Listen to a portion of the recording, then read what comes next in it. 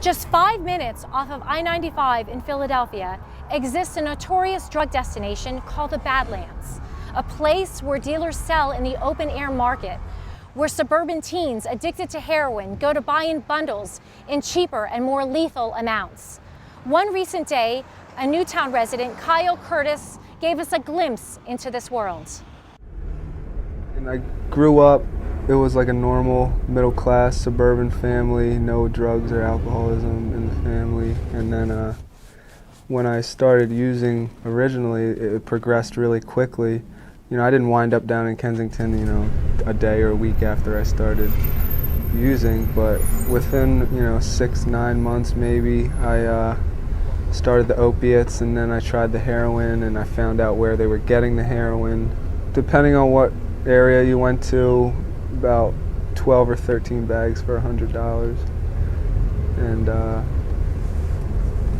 like, as compared to the Oxycontin, 2 80-milligram Oxycontin pills were $100, $50 a piece. So I could, in my mind, it was get 2 Oxycontins or 13 bags of heroin. Towards the end, it was $140 or $150 a day to be able to, actually get high. Obviously, this is where the drugs are the cheapest, so a lot of the people from the suburbs who have this kind of addiction will come down here, and it's like a completely different, I think, world than where I came from. Drug dealers are always out no matter what. You come down 5 a.m., 2 in the morning, whenever. You can pretty much go up to anybody on these certain corners where if you know where to go, you can go up to someone and they'll sell you drugs. And so you got the open air drug markets pretty much, and then on Kensington Avenue, it's just you got one corner the person selling the heroin, the next corner you have the person selling the coke. Older guys have the young kids out on the corners actually selling the drugs sometimes. They always had a spot open for people who were buying drugs because they would make you park up, and so you didn't try to like give them the money and run. I mean, bad things happen to me all the time, and it never stopped me from the same cycle that I kept repeating. I started skipping class a lot. My grades were a big thing for me.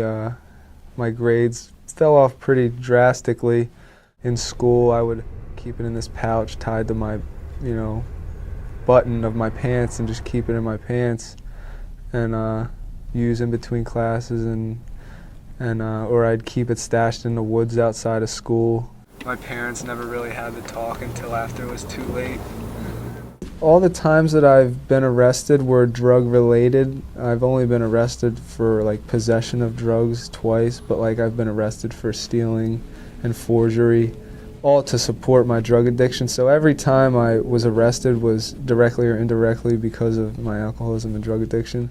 I remember like sitting in the jail that last time and just having no one to call, no one, no visits, no nothing like that. And I kind of understood why. I wasn't stupid to the fact that I harmed a lot of people. I just didn't really care while I was out there. So I understood why I wasn't getting those visits or anything like that, but it was just like lonely, I guess. So this last time that I got arrested, I was in enough pain to do something about it, or my ego was smashed down enough to not think that I had the best answer to this, that maybe someone else could help me. If you're thinking about using or drinking, maybe pray about it or pick up the phone and call somebody.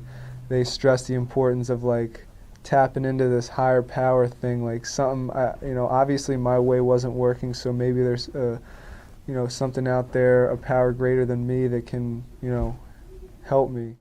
This is Marion Callahan reporting for the Bucks County Courier-Times and the Intelligencer.